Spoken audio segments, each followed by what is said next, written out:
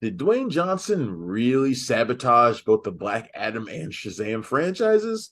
That's a question that a lot of people have been asking based on news that dropped yesterday that he may have scrapped uh, two post-credit scenes that would have linked Black Adam with Shazam: Fury of the Gods. Now, Black Adam and Shazam are characters that are linked together eternally. They come from the same magical source. They're sometimes rivals, sometimes partners when they need to be. They are connected. So this makes natural sense. But the report goes on to state that basically Johnson kneecapped both by refusing to have a scene that would have had the Justice Society appear to recruit Shazam at the end of Black Adam, and then a similar scene that could have played out at the end of Shazam: Fury of the Gods. Now, there is a tweaked version of that scene that is at the end of that movie, but it doesn't really make a whole lot of sense. Now, Johnson is taking a lot of heat for this. Look, as far as I'm concerned, as well he should. He's brought on a lot of this on himself. Now, think about where this whole thing started. Years ago, when he was first talked about joining the DCEU, he had the pick of any character that he wanted to be. I remember the rumors that he was going to play Lobo. Yeah, Lobo. That was a rumor that was actually out there. But he could have picked Shazam, and he could have picked Black Adam, and he chose Black Adam, obviously. And ever since he did that, he's gone out of his way to make it seem as if Black Adam is going to be the new centerpiece, the new focal point of the DCEU. Now, why would that ever be? Why would Black Adam ever be the centerpiece of the DCEU? That doesn't make any sense. Well, I mean, it's because Johnson sees himself as the centerpiece of everything. I mean, and look, I know I don't care about that. That's great. He has a lot of confidence in himself, and that's perfectly fine. As someone who's a longtime WWE fan who has followed every ounce of his wrestling career from start to finish, I know who he is, and especially one of the things I like about him. I think he's actually a much better actor than people give him credit for being. I like him. I'm just not so sure that he works great in groups as part of like a connective universe. I'm not so sure that Johnson works because let's not forget what happened with the Fast and Furious franchise, where he butted heads with Vin Diesel, two alpha males, obviously, largely because both wanted to be the centerpiece. Now that is Vin Diesel's franchise, so you know who's going to win out there. But Johnson came in and expected that it was going to be him again. He essentially thought that he kept the franchise alive with Fast Five. And while that is among the best Fast and Furious movies ever, we all know that Tokyo Drift is really the best of them all. We all know that, right?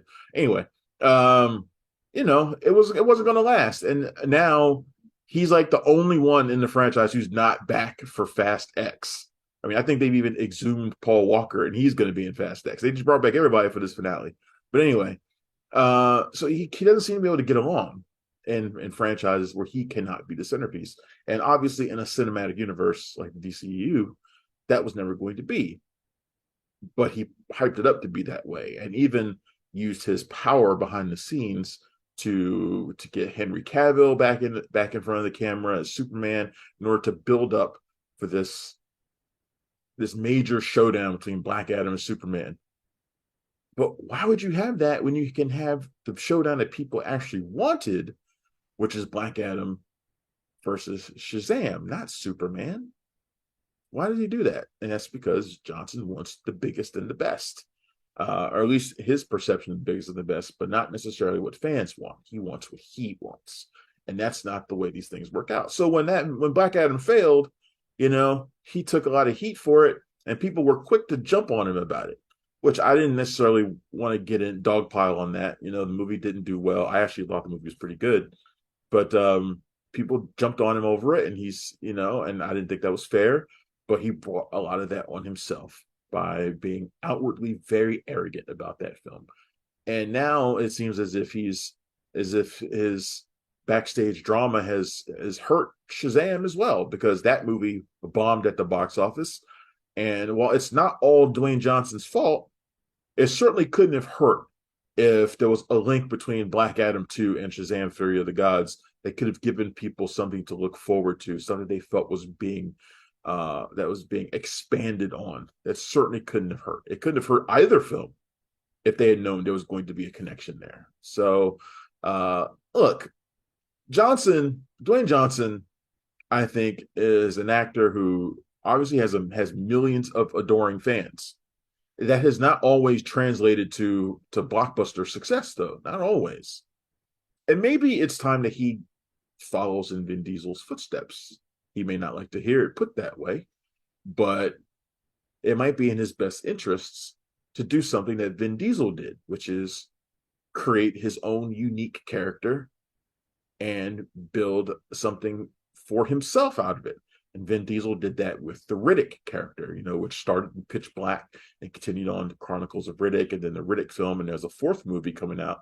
They aren't gigantic hits, but they have a fan base, and that franchise is long running, and obviously it's still going.